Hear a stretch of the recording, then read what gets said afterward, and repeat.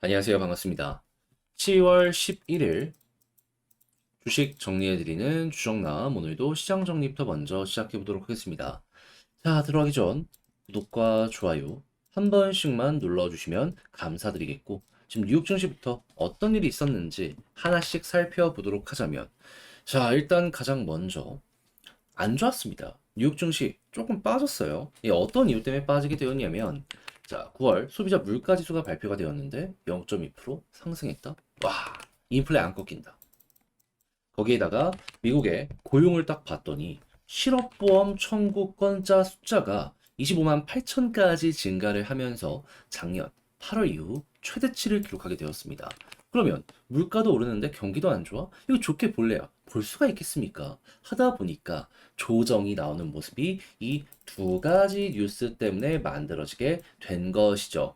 한데 이게 일시적일 수도 있다라고 의견도 반대로 나오고 있는데, 이건 또 어떠한 부분인지 여러분들께 말씀드리면, 일단 이렇게 지표가 갑자기 좀 안 좋은 방향으로 가는데 큰 영향을 미쳤던 게, 일단 실업 같은 경우에는 보잉의 파업, 그러다 보니까는 과거 GM처럼 파업 이 수당 자체가 확 올라가는 모습이 보여지게 되다 보니까는 이게 이렇게 쭉 하고 급등하는 모습이 보여지게 되었다는 거, 이거 이제 알 수 있는 거죠. 그리고 추가적으로 마이애미에서 허리케인 피해 요즘에 엄청나게 크게 왔잖아요. 그게 왜곡을 만드는데 또 한 몫을 했다는 겁니다. 그러면 이 둘이 정상화가 되었을 때 안정세를 보여주게 되면은 아니 문제 없지 않냐.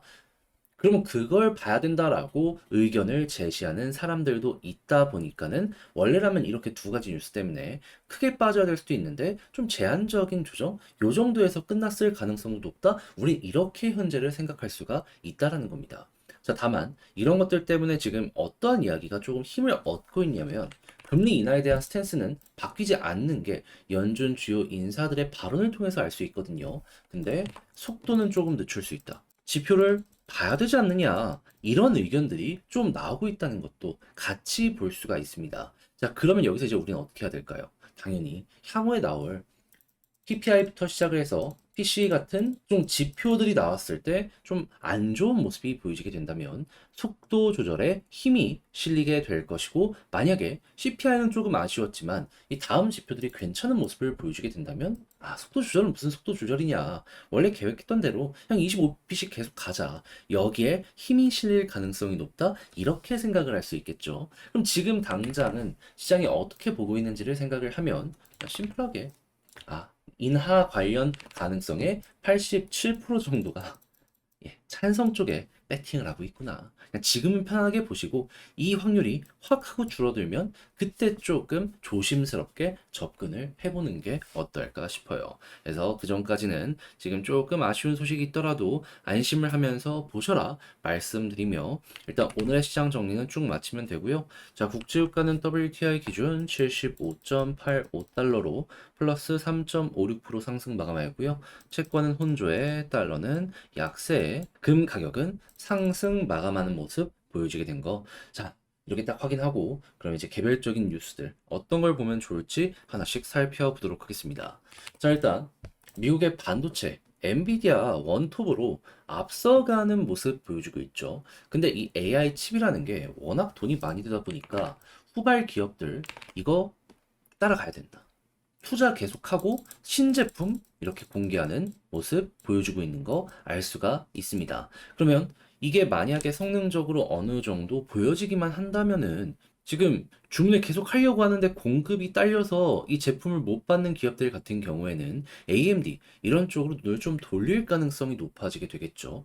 근데 여기서 또 하나 기억을 해야 되는 건 무엇이다? 당연히 이 새로운 AI 칩 안에도 HBM 같은 반도체 부품들은 계속해서 들어가게 될 수밖에 없을 것이고, 그리고 다 위탁 생산으로 이게 만들어지게 될 것이다. 한국 입장에서는 이런 것들 자체가 나름의 기회구나 라고 생각을 하면서 따라가는 거 굉장히 좋을 것 같아요. 자, 그러면 지금 여기에 부품을 한번 납품하기 시작한다면 검증이 되기 때문에 이렇게 꾸준한 파트너로 엮여 들어갈 수 있기에 뭐 하이닉스 같은 경우에는 워낙 잘하고 있으니까 그냥 편안하게 보면 되는데 삼성이 문제죠. 어떻게든 여기에서 따라가기 위해서 속도를 내기 위해서 노력을 할 수밖에 없는데 지금 어떠한 소식이 들려오고 있다.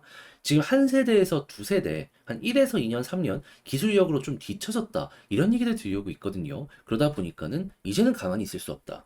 주요 인력들 놀지 말고 일해라. 공장으로 보낸다 합니다. 그런데 요즘에 내부에서 들려오는 소식이나 이런 걸 봤을 때 대우가 좀 안 좋다고 하더라고요. 하이닉스나 이런 데에 비해서. 근데 대우도 좀 별로 안 좋은데 일만 많이 시키려고 한다. 아, 이거는 어떠한 파급을 만들어낼지에 대해서 좀 후속 뉴스도 지켜보는 게 맞지 않을까 싶습니다. 만약에 여기서 좋은 성과를 못 내면 한국의 대장은 이제 삼성이 아니라 하이닉스가 되지 않을까 싶네요. 가전이나 핸드폰 이런 거는 뭐 삼성이 한국에서 원탑을 달리겠죠. 전 세계에서도 알아주게 될 거고. 근데 반도체가 훨씬 시장이 큽니다. 그래서 어떻게 보면 이게 우리나라의 기업 순위를 바꿀 수 있는 분기점이 될 수도 있기 때문에 어떤 내용이 나오는지에 따라서 달라지겠지만 후속 뉴스는 정말 이거는 주의 깊게 보시면 아주 괜찮지 않을까 싶습니다. 만약에 진짜 SK 하이닉스가 원탑으로 간다. 그러면은 그 반도체 부품이나 소재 납품하는 업체 중에 양쪽 모두에 납품하는 업체들도 있지만 한쪽에만 납품하는 업체들도 꽤 많거든요. 하이닉스 관련 테마로 이쪽에 엮여 있는 종목들 싹 한번 올라가는 모습 보여지게 될 수도 있을 거예요. 자, 그리고 다음은 조선 쪽 봐야 되는데 지금 이 컨테이너 같은 경우에도 LNG 요걸 이용한 컨테이너선 요게 또 돈이 되거든요. 이게 한국에 또 몰리고 있다라고 합니다. 수익성 위주로 수주 잔고를 채우겠다라고 발표를 한 만큼 이건 너무 괜찮을 것 같은데 그동안 3에서 4년 정도를 채워 넣어야지 안정권이라고 하거든요. 이게 계속 이어진다? 그럼 조선 쪽 오랫동안 힘들었잖아요. 앞으로 몇 년 동안 이 실적적인 부분의 지속 가능성, 요게 완성이 될 것이다. 요걸 생각을 하면서 이쪽도 보시면 아주 좋을 것 같습니다. 다만 여기서 조심해야 되는 게 뭐다? 지금 중국 쪽에서요.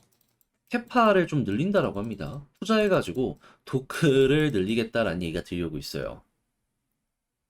근데 아직 한국이 중국과 차별화가 되는 점은 우리는 고부가 가치로 밀고 간다는 거고 그쪽은 좀 인건비 많이 들어가는 그쪽으로 밀고 간다라는 거거든요. 근데 우리가 기술 발전을 열심히 안 해서 중국 쪽에 따라잡히는 모습이 보여지게 된다? 그러면은 막 디스플레이 이런 데 힘든 것처럼 조선 또 한 번 힘들 가능성 높다? 요걸 좀 여러분들이 다뤄봐야 되지 않나. 그래서 이건 지금 당장 좋지만 앞으로도 이 회사들이 열심히 하는지 아는지에 따라서 이 변수가 되게 많이 생길 것이다라고 생각을 하시면서 보시면 될 것 같고 그리고 이런 상황에서 지금 원재료가 중국 부양책에 맞춰서 급등하는 모습이 보여지고 있기 때문에 후판의 가격도 조금 올라갈 수 있어서 원가율 협상에 유리한 부분이 조금 깨지는 게 아니냐? 이것도 한번 여러분들 어떻게 될지 보시면 좋겠습니다. 만약에 하반기 후판 협상에서 우리가 유리한 다시 하반기 후판 협상에서 조선이 유리한 입장을 차지하게 된다면 이게 원가율에서 가장 큰 부분을 차지하는 것 중에 하나거든요. 그만큼 영업 마진 되게 잘 챙기겠구나 요거 생각할 수 있을 것 같아요. 다만 후판 가격 나름 괜찮게 협상이 된다? 그러면 철강사들이 살아나게 될 수 있을 겁니다. 자, 그리고 지금 AI부터 시작해서 전 세계에 이 전력 소비량이 엄청나게 급등하는 모습이 보여지고 있는데 ESS가 떠오르고 있다라고 하거든요. 근데 이거는 이제 막 떠오르는 게 아니라 네, 이전 한 2년, 3년 전부터 엄청 떠오르고 있었던 부분입니다. 그래 가지고 그냥 이거는 돈 되는구나 생각을 하면서 꾸준하게 한번 살펴보시는 게 어떨까 싶어요. 이게 에너지 저장 장치거든요. 친환경 옆에 원전 옆에는 거의 무조건 있어야 될 수밖에 없을 겁니다. 왜? 사람들이 전기를 안 쓰는 시간에는 그 전기가 버려지잖아요. 그 보관했을 때 다음날 아침에 쓴다. 이게 되게 경제적이지 않습니까? 발전 사업자들 입장에서도 저걸 안 할 이유가 없는 거예요. 그리고 로봇 AI도 지금 엄청 커지고 있는데 로봇 수술 같은 경우에도 확실하게 데이터를 쌓아가고 있다는 얘기 들려오고 있죠. 이쪽 시장들도 이제 다시 한번 여러분들 보시면 좋고 그리고 이제 곧 있으면 비만 이야기 한국에 상륙을 한다라고 합니다. 자, 그러면 이쪽 관련 파이프라인을 가지고 있는 기업들 같은 경우에는 테마성 이슈 때문에라도 주목을 받을 수밖에 없기 때문에 여기 꿈틀거림 한번 생각을 해보자 말씀드리며 10월 11일 시장 정리 마치도록 하고요. 자, 여러분들께 도움이 되었길 바라며 잘 보셨으면 구독과 좋아요 한번 눌러주시면 감사드리겠고, 지금 설명드린 내용은 장 시작하기 전에 텔레그램 공부방을 통해서 이렇게 올려드리는 걸 넘어서 이외에도 이제 공부할 수 있는 리포트 올려드리고 있으니까 보시고 마음에 든다, 괜찮았다 생각을 하신다면 이 오셔서 괜찮았던 거에 따봉 한 번씩만 꾹 눌러주시면 정말 감사드리겠습니다. 자, 그러면 개별 종목 살펴보도록 할게요. 안녕하세요. 제가 이번에 가지고 온 종목은 두산 에너빌리티를 가지고 왔습니다. 일단 횡보가 계속되고 있죠. 자, 근데 나오는 내용들이나 여러 가지를 살펴보면 올해 마무리 짓고 내년에 대한 기대감 커지고 있는 거 알 수가 있습니다.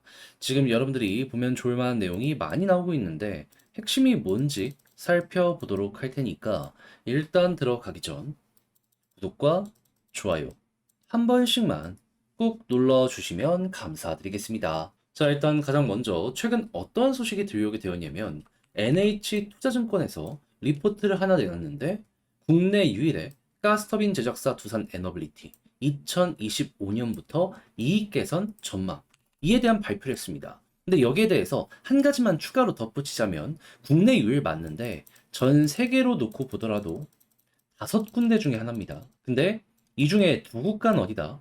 중국과 러시아인데, 근데 지금 알겠지만 가스터빈 가격 단가가 꽤 세거든요. 그러면 선진국들일 가능성이 높은데 그쪽은 지금 중국, 러시아와 어떠한 상황이다?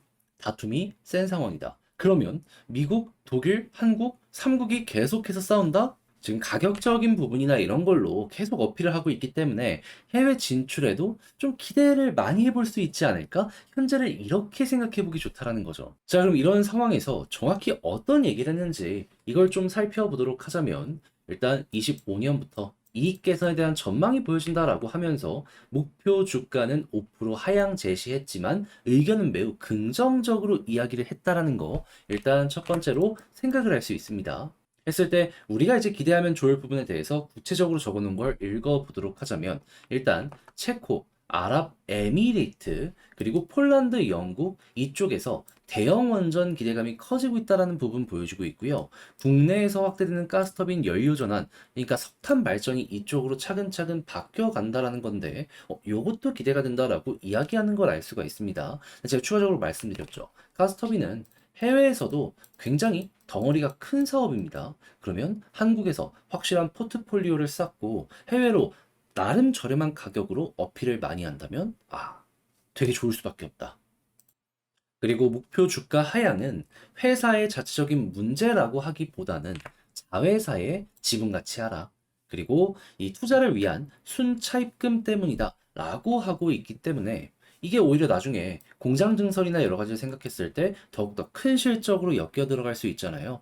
나쁘게만 볼 필요 없을 것 같다. 이 뉴스는 이렇게 정리를 해볼 수 있을 것 같습니다. 근데 이제 뉴스 하나만 더 이제 덧붙여서 보자면 SMR도 기대감이 엄청 커지고 있어서 이 소형 원전 관련해서도 이 첫 번째 지금 미국에서 건설이 되고 있잖아요. 이 이후를 생각을 하며 주가 선반영 요거 노려보면 좋을 것 같습니다. 지금 SMR 위탁 생산을 위해서 공장에만 1조 이상을 투자했잖아요. 이제 걷어들일 요 상황 오게 될 수 있어 보인다라는 거죠. 자, 그러면 이걸 이제 바탕으로 수급과 차트 한번 살펴보도록 하자면 제가 여러분들께 정말 꾸준하게 설명드렸던 게 뭐죠? 수급에서는 다른 그 무엇보다 외국인 보자 말씀드렸잖아요. 근데 지금 어떻죠?